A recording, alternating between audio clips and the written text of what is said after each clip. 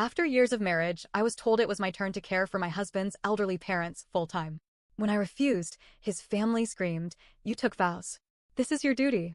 That night, I packed my bags. The next morning, they found a letter on the table and realized they'd made a huge mistake. Mark and I had been together for nearly 2 decades. No kids, by choice. We both had full-time jobs. He was an accountant. I was a project manager. We lived in the suburbs of Chicago in a decent house, both contributing financially, both working long hours. His parents, Margaret and Bill, were a nightmare. Margaret had never hidden the fact that she didn't like me. At our wedding, she made snide comments about my dress, how I wasn't the kind of woman she'd imagined for her son. When I hosted dinners, she'd critique my cooking. When I spoke, she'd act like I wasn't even in the room. Bill wasn't much better. He wasn't cruel, but he believed that women were there to serve.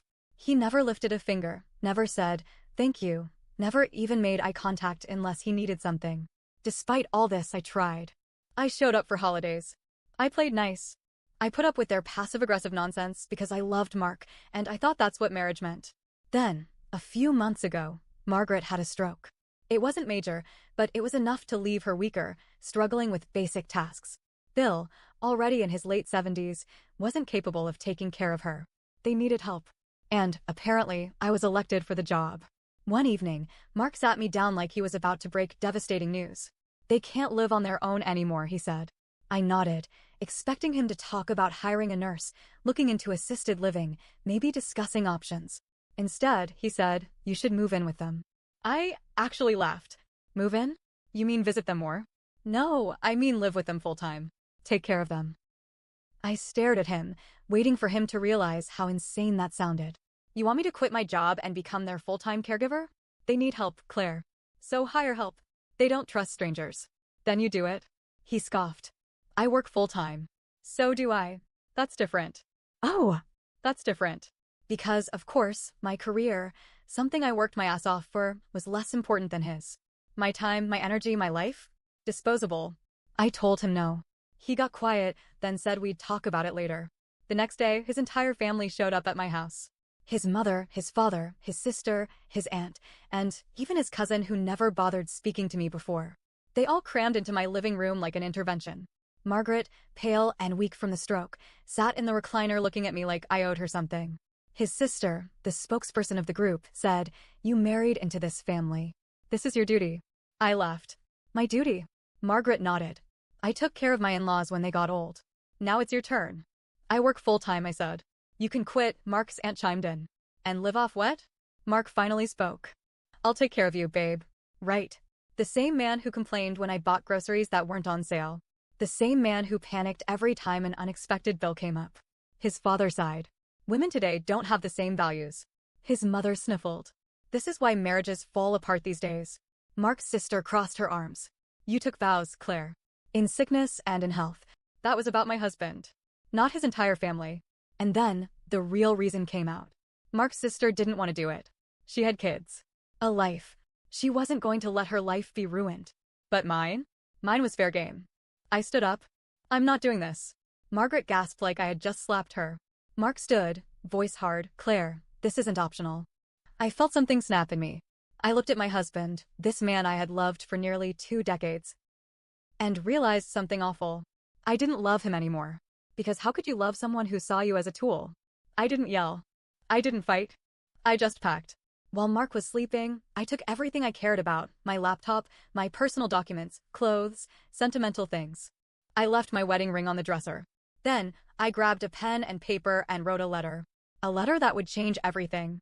"Dear Mark, for 18 years, I have been your wife. I have loved you. I have supported you. I have sacrificed for you. I have cooked. I have cleaned. I have played the perfect wife while your family treated me like I was nothing. I have been patient. I have been kind. I have given everything I had. And now, when I have nothing left to give, you expect more. I will not be your parents' caregiver. I will not be your servant. I was your partner, Mark. But you never saw me that way. By the time you read this, I'll be gone. And you will realize that the person who took care of everything was me. Sincerely, Claire." I left in the middle of the night. No screaming, no fight, just quiet, cold resolve. I drove to a hotel across town and checked in with a bag full of my essentials and a heart that felt oddly light. For the first time in years, I felt free. But I knew it wasn't over. I turned off my phone before I went to sleep. When I turned it back on the next morning, the notifications flooded in. 32 missed calls from Mark. Voicemails from his mother, his sister, his aunt. A long, furious text from Mark that started with WTF Claire? I ignored it all. Instead, I forwarded my work email to my personal account, contacted a divorce attorney, and called my landlord. I had already put a deposit down on an apartment weeks ago. Maybe I hadn't fully realized I'd been preparing to leave, but looking back, the signs were all there. Still, I had no idea what kind of storm was about to hit. By the afternoon, I got the first real sign of how bad this was going to be. A knock at my hotel door. For a split second, my stomach dropped. Had Mark found me? I peeked through the peephole. It was my boss. What the hell? I opened the door. My boss, Rachel, stood there looking awkward as hell. Claire, she started. This is weird, but I just got a call from Mark. I felt my entire body go cold. What did he say? I asked, voice steady. Rachel sighed. He told me you had a mental breakdown and quit your job. He wanted to know if I could send your work laptop home with him. Oh, he wanted to play dirty. I exhaled slowly. I did not quit my job. And I'm not mentally unstable. I figured, Rachel said, nodding. But I needed to hear from you. I clenched my jaw. That bastard. Rachel gave me a sympathetic look. I don't know what's going on, but maybe take a few personal days?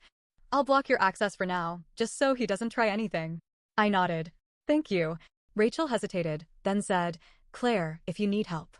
I have a good lawyer. I nearly laughed. Already called one. Rachel smiled. Good.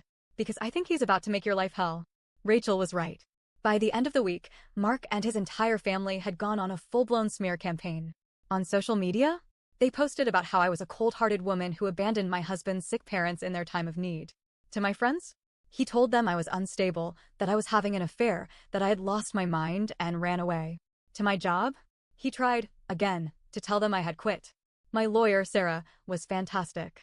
She advised me to stay quiet publicly, gather evidence, and document everything. The real kicker? A few days after I left, Mark froze our joint account.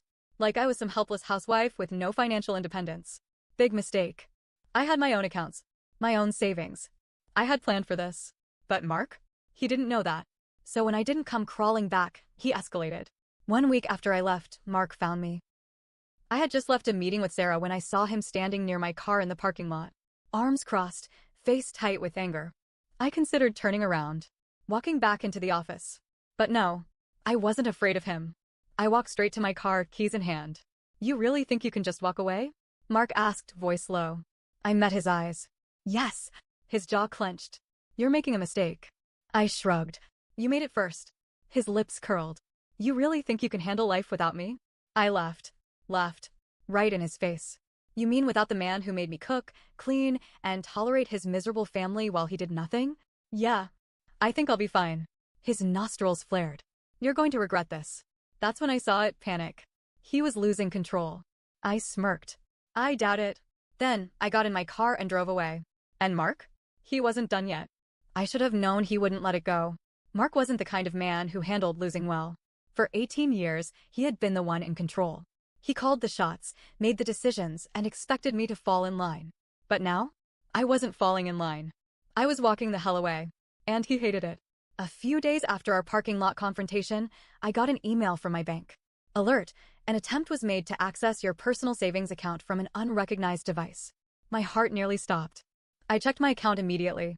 Everything was still there, but barely. Someone had tried to withdraw almost everything. I knew exactly who it was. Mark still had my old passwords. I got on the phone with my bank immediately. They confirmed the attempted transaction had been flagged as suspicious. When I asked where it was coming from, the rep said, looks like the login was from your home address. My stomach dropped. My home address. The home I left behind. The home Mark was still living in. Oh, he was bold. I locked everything down, changed every password, and froze my accounts just in case. Then I called my lawyer, Sarah. She sighed. This is financial abuse. We can use this against him in court. I exhaled. Good. Because I'm done playing nice. Mark had never imagined a world where I would leave him. He thought he was invincible. He thought I would always be there. So when he realized I wasn't coming back, he panicked. He was in debt. He had always handled the bills, his choice, not mine. And guess what? He had lied. Behind my back, he had maxed out our joint credit cards. He had taken out loans I didn't know about. He had gambled away money, literally. He had spent years creating a financial disaster, assuming that when things got rough, I would fix it. But I wasn't there anymore. And suddenly, Mark was drowning. One morning, Sarah called me sounding furious. "I just got an interesting email," she said. "From Mark's lawyer." I frowned. "What now?" "They claim you already signed divorce papers." I nearly dropped my phone. "Excuse me?" Sarah sighed. "They sent over copies of the documents. The problem? They're forged." My mouth went dry. "He forged my signature?" "Yes. And if we hadn't caught it, he would have used this to rush the process and screw you out of everything." I went cold. Because this wasn't just about him wanting a divorce. This was about control. Mark wanted to make sure I walked away with nothing. I had left him, humiliated him, taken his power away, and now he wanted to make me pay for it. I took a deep breath. "Can we fight this?" Sarah laughed. "Oh, Claire, we're going to destroy him." While Sarah worked on exposing the forgery, I dug into everything. If Mark wanted to play dirty, then fine. Let's play. And that's when I found the email. It was buried in one of our old shared accounts, one that Mark forgot to change the password on. It was from a woman. And the subject line? "I miss you. Are we ever going to tell her?" Oh. I clicked it, heart pounding. The message was short. "Mark, I can't keep doing this. I thought you said you were leaving her. Did you change your mind?" Attached? Photos. Mark. With her. On a weekend he told me he was on a work trip. My blood went cold. Mark had tried to destroy me. He had lied, manipulated, drained our accounts, forged my signature, but now I had something real.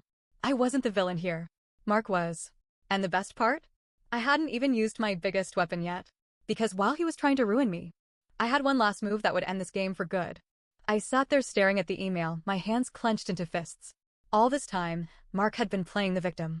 He had gone on a smear campaign, tried to ruin me financially, and even forged my signature to cut me out of everything.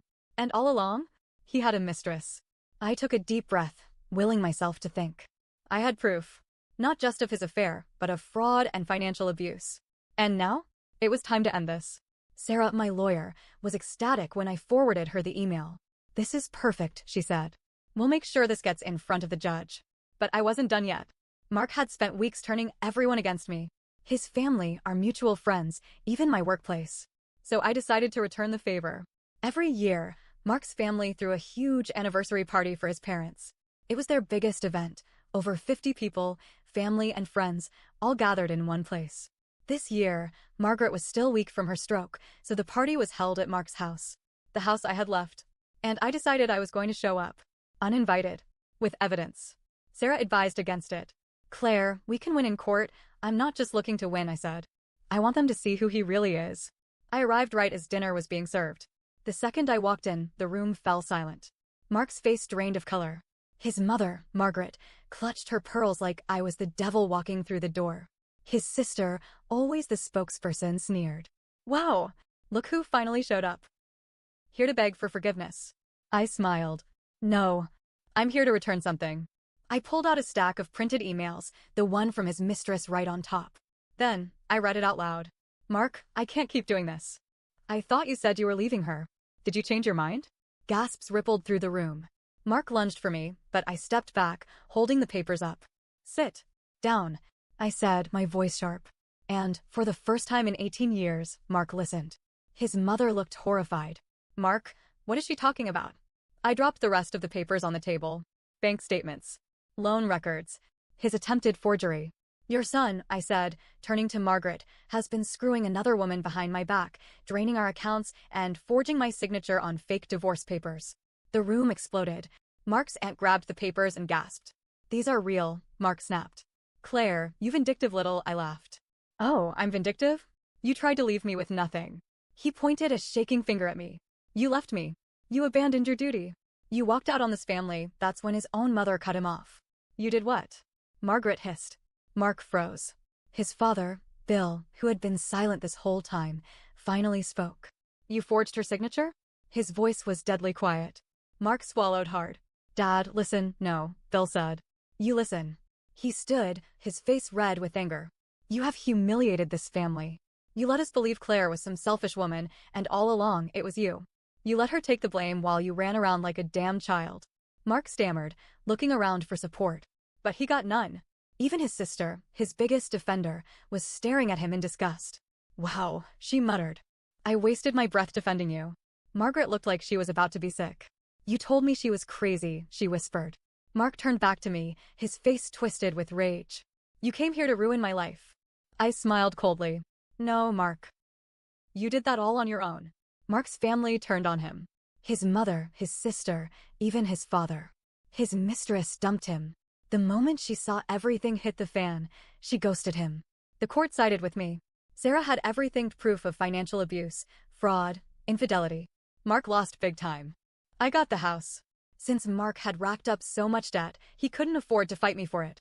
I sold it and used the money to start fresh. Mark? He spiraled. Without me to clean up his messes, he lost his job. His debts caught up to him. And one day, months after the dust had settled, I got a message from an unknown number. Mark, I get it now. I was wrong. Can we talk? I didn't reply. I blocked his number. I had already wasted 18 years on a man who only saw me as a resource. I wasn't going to waste another second. I walked away. And for the first time in my life, I was finally free.